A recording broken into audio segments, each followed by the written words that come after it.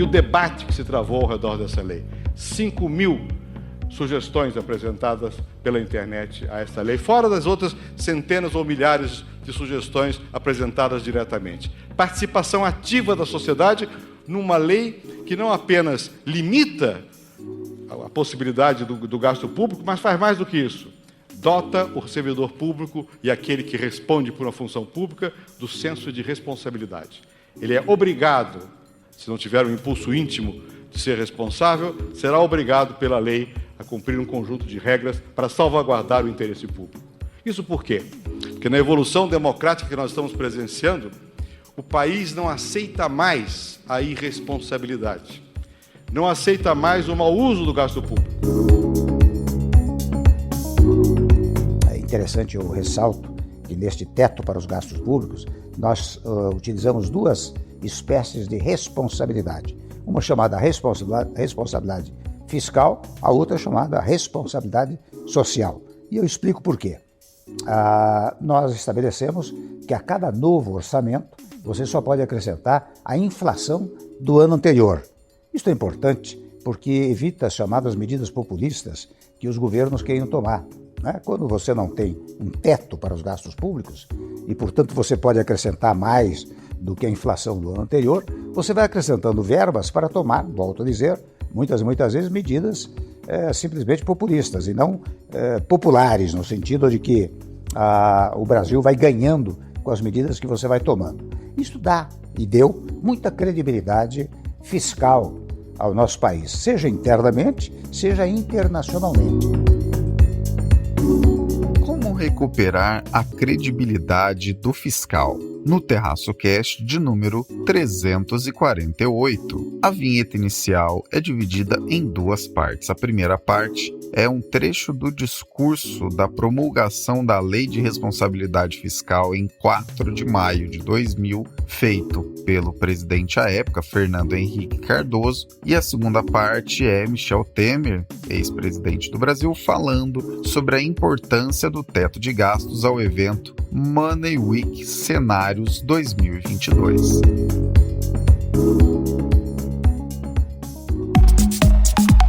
O principal índice da Bolsa de Valores de São Paulo fechou pela primeira vez acima dos 106 mil pontos. Fomos responsáveis, caímos em conto do vigário e não fizemos sem fazer o que o resto do mundo já fez. Carry out the peaceful transfer of power as we have for more than 2 centuries. Do mundo relevante da economia, política e assuntos afins, diretamente para os seus ouvidos. Este é o Terraço Cast.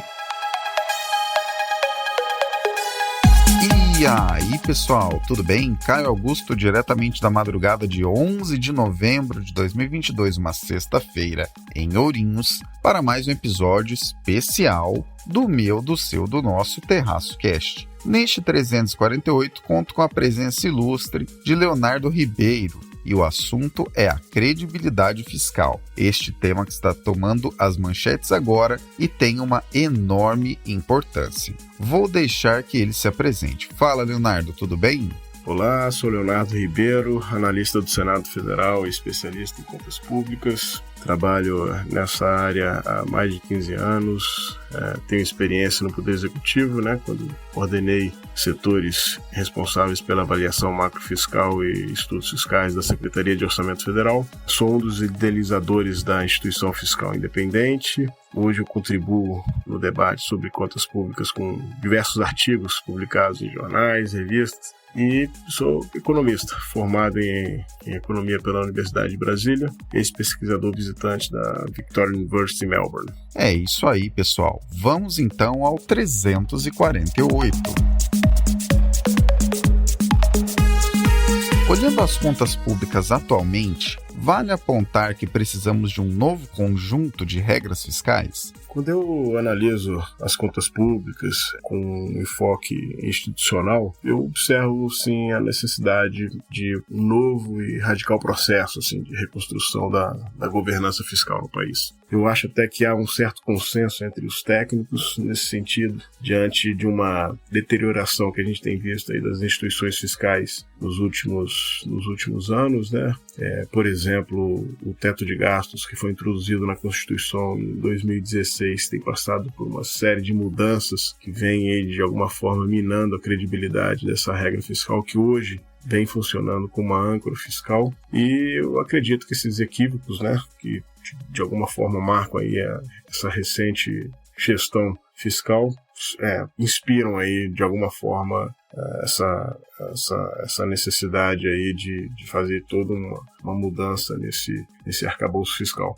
A gente fazendo assim um resgate da histórica capacidade reformista do Brasil nessa área, fica otimista, né? O Brasil, lá em 1922, adotou um código de contabilidade pública que, foi fundamental para pavimentar o caminho da maioridade assim, do país na área fiscal, né? Em 1964, poucos dias antes assim, da ditadura militar, depois de muitos debates, né, envolvendo técnicos na área, parlamentares, nós aprovamos aí uma lei que estabeleceu normas gerais do direito financeiro, que foi, na época, uma coisa revolucionária, né? A própria Constituição, em 1988, trouxe um capítulo específico sobre finanças públicas, com diversos princípios importantes, né? E em 2000 foi editada a Lei Complementar, né, que é a Lei de Responsabilidade Fiscal, que é um marco, né, para as contas públicas no Brasil. Então, assim, resgatando essa experiência histórica, a gente percebe que é possível a gente construir, digamos assim, um sistema de regras e de princípios para tentar modernizar o que tem aí, né? A Lei do Direito Financeiro de 1964 é uma lei muito antiga. Na época, como eu falei, foi muito importante, mas, obviamente, naturalmente, é uma lei que se encontra hoje desatualizada. A própria Lei de Responsabilidade Fiscal tem muitos dispositivos que ainda não foram regulamentados e outros importantes artigos que hoje eu vejo que não estão sendo, digamos assim, adotados, utilizados no decorrer da execução fiscal de uma forma adequada. Então, assim, eu vejo necessário resgatar, né, alguns princípios que estão lá inseridos na Lei de Responsabilidade Fiscal e, como eu já falei, o teto de gastos, né, que hoje a gente percebe aí que deixou de ser uma âncora fiscal, né? Não ancora mais as expectativas em torno de uma política fiscal responsável, planejada, que olha não somente para os agregados macroeconômicos, macrofiscais, mas que também promova aí uma qualidade do gasto público. Então, eu acho importante, talvez vai ser o principal desafio desse novo governo, fazer todo esse trabalho de diálogo com o Congresso, com a sociedade, com o mercado, para tentar reconstruir esse sistema de regras e princípios que orientam a gestão fiscal. Por um lado, pode-se apontar que determinadas regras não se adequem a determinados períodos que demandem gastos maiores por quaisquer motivos. Talvez seja esse o caso agora, dado que, para além de gastos extraordinários que tivemos em 2020 e que o mundo inteiro teve também, é importante frisar, tivemos gastos acima do teto em 2021 para mais de 100 bilhões de reais e neste ano de 2022 teremos quase 150 bilhões acima do teto. E fala-se agora em uma permissão para gastos adicionais, o famoso waiver, para o ano que vem, 2023, de cerca de 200 bilhões de reais. O problema, pessoal, não é necessariamente gastar a mais, mas não ter uma regra que encaminhe o rumo dos gastos. Ou, como podemos observar agora, não ter regras que sejam realmente críveis, já que o teto de gastos, como o Leonardo bem apontou, hoje já não funciona como a âncora fiscal que se imaginava quando de sua criação e de seu funcionamento até poucos anos atrás. É possível afirmar que o governo atual, tal qual governos anteriores, confunde uma situação conjuntural positiva com a resolução da questão fiscal como um todo? Eu também acho que esse novo governo, se optar por esse caminho, né, de fazer uma reforma da governança fiscal no país, ele vai ter que romper com uma tendência que nós temos aqui no país dos outros governos, de olhar para o curto prazo, olhar para uma situação, uma conjuntura positiva e simplesmente tomar decisões sem olhar para a estrutura das regras do jogo, sem olhar para a estrutura do campo institucional, porque isso é importante no médio e longo prazo. Deixar de ter uma visão míope do curto prazo, até mesmo quando as coisas melhoram, e olhar para o futuro, né? Como que nós iremos ter aí um sistema de regras e princípios que seja perene, que seja efetivo, que seja simples, mas ao mesmo tempo efetivo e que consiga sinalizar uma gestão responsável e planejada. Então, assim, quando nós olhamos para o debate internacional que sempre nos ensina bastante, né? Muitos países hoje estão discutindo um novo arcabouço também de regras, por exemplo, na Europa.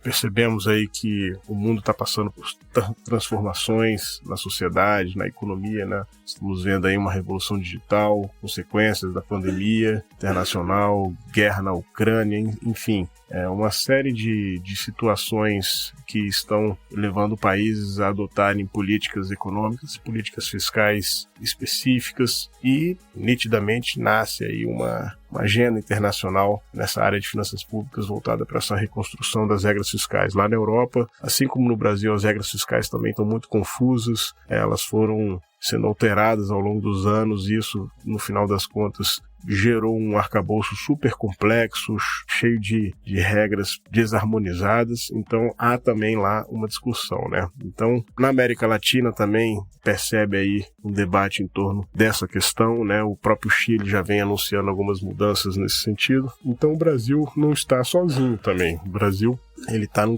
inserido nesse contexto em diversos países estão discutindo essas questões, né? Então, olhando para cá, eu acho o seguinte: nós estamos discutindo hoje uma PEC, chamada PEC da Transição. É uma PEC que vai alterar mais uma vez o teto de gastos, vai ser a 6ª mudança do teto desde 2019, então eu percebo que essa PEC é uma oportunidade para que ela também tenha alguma sinalização de mudança no arcabouço fiscal, né? Então, hoje se discute no Congresso um waive, uma licença para gastar acima do teto entre 90 e 200 bilhões. Se nós olharmos para 90 bilhões, estamos falando aí de uma manutenção do auxílio em R$600, com um adicional de R$150 para as famílias com crianças com menos de 6 anos. Há também a necessidade de fazer um acerto no teto de gastos, que pode custar em cerca de 15 bilhões, porque o IPCA adotado está defasado. Então, assim, essa PEC, ela vai autorizar um gasto adicional, né? Há quem defenda que isso pode ser feito por crédito extraordinário, mas eu acho que vai ser o caminho da PEC mesmo. Sendo por PEC, eu acho importante ali um dispositivo que sinalize já uma nova âncora fiscal, um novo arcabouço fiscal, uma nova reforma, né? Algo do tipo assim: olha, estamos aqui fazendo uma autorização para gastos extras, né, acima do teto, mas uma lei complementar, uma lei infraconstitucional já vai estar sendo introduzida ali na Constituição como o marco referência para um novo arcabouço, fazendo essa troca, né? A gente trocando esse teto de gastos para um novo arcabouço fiscal. Eu acho que pode funcionar bem esse mecanismo. E a gente tem que ficar certo de que não vale a pena a gente derrubar o teto de gastos, se for esse o caminho, sem colocar nada no lugar. Isso é muito ruim, né? Então a gente tem que fazer uma substituição. Tem que substituir o teto de gastos por um novo arcabouço fiscal e, na minha opinião, infraconstitucional, né? Eu acho que não vale a pena a gente apostar mais em regras fiscais na Constituição. Aqui entra uma discussão que já tivemos algumas vezes aqui nesse podcast quando o assunto são as contas públicas. Mais importante do que a situação atual, que seria, né, a foto, é olhar a trajetória, a espinha dorsal, para onde os gastos estão indo, que seria o filme. Uma arapuca bastante atraente em nosso país e que diferentes governos de diferentes perfis costumam cair é olhar o momento presente positivo e dizer: que maravilha, vamos aumentar as despesas sustentadas. E nesse pique, vemos um aumentar praticamente constante de carga tributária, dívida e inflação, que são, em termos práticos, os meios pelos quais os governos se financiam. Nesse momento, é importante que a gestão eleita e atualmente em transição tenha em mente que a comunicação deste novo conjunto de regras deve ser o assunto número 1 da economia a partir do momento em que estiverem com a caneta nas mãos. Gostaria de frisar um aspecto que o Leonardo citou. Desde 2019 já tivemos 6 alterações no teto de gastos. Temos agora uma oportunidade, unida, convenhamos, com uma necessidade, de colocar na mesa novas regras que sejam mais críveis, alcançáveis e demonstrem com mais clareza o rumo dos gastos públicos no Brasil.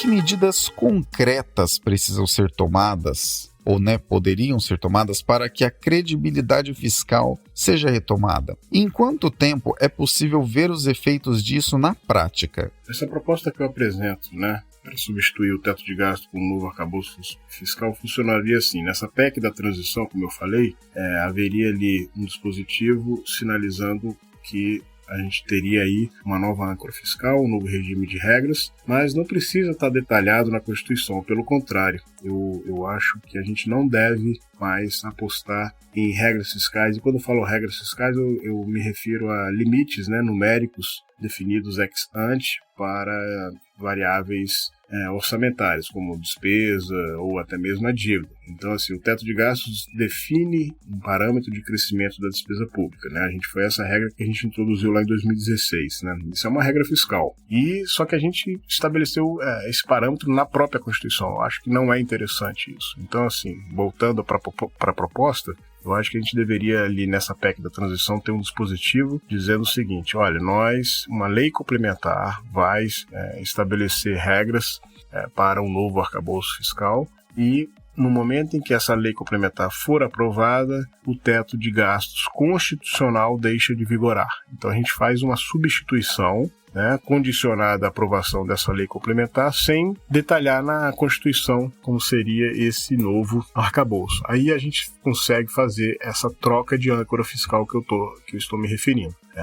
E como é que seria, Como é que deveria ser esse novo arcabouço fiscal? Aí você tem diversas propostas, Acho que não tem assim a melhor proposta ou a pior proposta. Eu acho que seria mais adequado seguir algumas diretrizes que estão sendo, digamos, postas por especialistas renomados aí no palco internacional. Por exemplo, Vitor Gaspar, que é um grande especialista nessa área, ele acha que o arcabouço na Europa deve ser o mais simples e transparente possível, esse arcabouço de regras fiscais. Ele aposta nas regras fiscais. E essas regras fiscais, esse sistema de regras fiscais na Europa deveria ser basicamente desenhado da seguinte forma: uma âncora fiscal baseada numa regra de controle do endividamento, complementada por uma regra operacional para sinalizar no dia a dia da gestão fiscal como que as receitas e as despesas serão combinadas de forma que aquele parâmetro estabelecido pela âncora fiscal, que é a regra de dívida, seja observado. Então essas regras operacionais que complementam a âncora fiscal,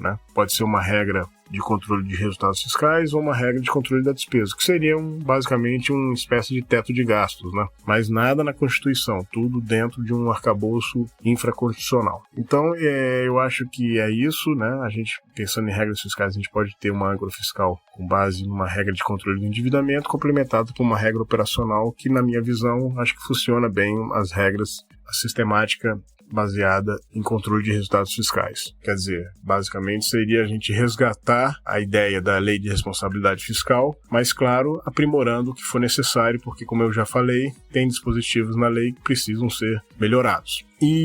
Só que é importante destacar o seguinte: o próprio Oliver Blanchard, outro macroeconomista muito renomado e importante, tem também mostrado a importância de você trabalhar com padrões de governança, Padrões de governança. Quer dizer, você não fica dependente das regras fiscais para sinalizar para a sociedade, para o mercado, uma gestão responsável, planejada. Então a gente trabalha aqui padrões de governança e, nesse caso, eu gosto muito da ideia de você estabelecer no país as revisões periódicas do gasto público, afora chamado de Spend Reviews, que é basicamente um modelo de gestão que envolve toda a administração pública, em que os gastos são revisados periodicamente em busca de eficiências técnicas, eficiências alocativas, quer dizer, fazer mais com menos ou menos com mais, e também não só isso, mas olhar para que tipo de gasto está sendo feito. Então, assim, essas revisões envolveriam não só o Poder Executivo, mas o Poder Legislativo, representando uma mudança cultural, né, digamos, de como administrar as contas públicas. Eu sou muito otimista em relação a esse instrumento, que, na verdade, é um padrão de governança. Então, a gente estaria trabalhando também com essa abordagem, né? Assim, a gente consegue, talvez, reconstruir esse arcabouço fiscal, que hoje está muito problemático, né? Então, eu acho que é isso. Eu acho que eu enxergo o copo cheio e o copo vazio.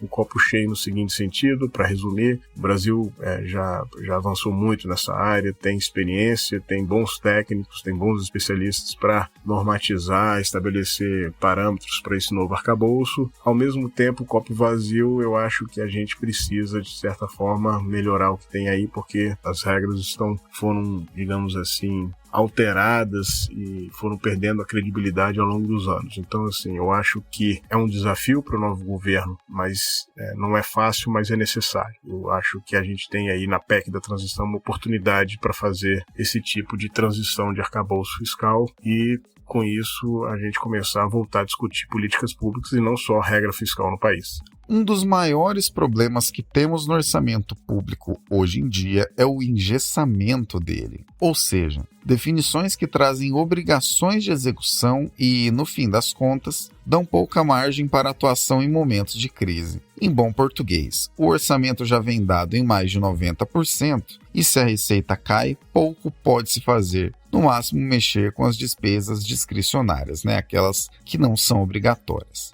É preciso ter âncora fiscal e, juntamente a isso, oferecer um conjunto de regras que possa apresentar certa liberdade e flexibilidade para o orçamento público. E, novamente, não caia na ilusão de que isso seria um excludente ao atendimento de demandas sociais. Na verdade, isso serve exatamente para conseguir uma maior eficiência do orçamento como um todo, para que o Estado chegue a quem precisa chegar de uma maneira ainda mais eficiente, com uma percepção de entrega ainda maior. Talvez com uma leve dose de wishful thinking deste que aqui vos fala, mas poderíamos mesmo aproveitar esse momento de discussão de credibilidade fiscal para colocar na mesa algo que não apenas ofereça solução para a situação de aperto no curto prazo, como também sirva de base para que, como bem elencado pelo Leonardo, possamos discutir com mais detalhe a qualidade das políticas públicas do que pura e simplesmente a existência ou escassez de recursos para cada uma delas. Agradecemos aqui imensamente a presença do Leonardo neste episódio de número 348 a respeito desse tema que é tão importante e está aí tão disponível, Está chamando tanta atenção e está movimentando tanto as mentes, os esforços, as manchetes e também torcemos aqui a equipe de transição. Muito obrigado, Leonardo, e portas abertas para novas participações, para novas discussões a respeito desse assunto tão importante em ocasiões futuras. Muito obrigado, meu caro, e até uma próxima ocasião. Quero mais uma vez agradecer a você, Caio, a oportunidade de estar conversando com o pessoal sobre esse assunto que eu acho muito importante. Quem quiser me acompanhar, eu estou no Twitter, LeoBudget, no Twitter, @LeoBudget. Estou sempre lá buscando apresentar informações e dados de forma simples acerca desse ambiente institucional das contas públicas, com números. Então me acompanhe por lá. Essa proposta que a gente faz aqui de fazer essa troca do arcabouço, tirando da Constituição as regras fiscais, ela está melhor explicada no artigo que eu apresento com o professor José Roberto Afonso no TCU, na revista do TCU de junho. Então é um novo Código Fiscal como proposta de reconstrução da governança. Quem quiser ir lá também pode conferir maiores detalhes dessa proposta. E é isso. Obrigado. Tchau, Caio. E conto aí com essa nossa parceria aí para tentar, digamos assim, informar o público em geral sobre questões que afetam a política fiscal. Tchau. Recadinho breve, não se esqueça que todas as nossas redes sociais e também como você pode contratar o Terraço estão na nossa Linktree, não deixe de conferir. Gostou deste episódio ou do podcast? Compartilha com alguém e traz mais gente para ouvir. Nosso acompanhamento sério e comprometido de cenários feito há anos, em uma curadoria semanal para você, fica cada vez mais motivado conforme a audiência se torna cada vez mais qualificada. Conteúdo não falta por aqui. Fica com a gente que você vai gostar. Abraços digitais pelas ondas sonoras. Proseamos mais no próximo episódio.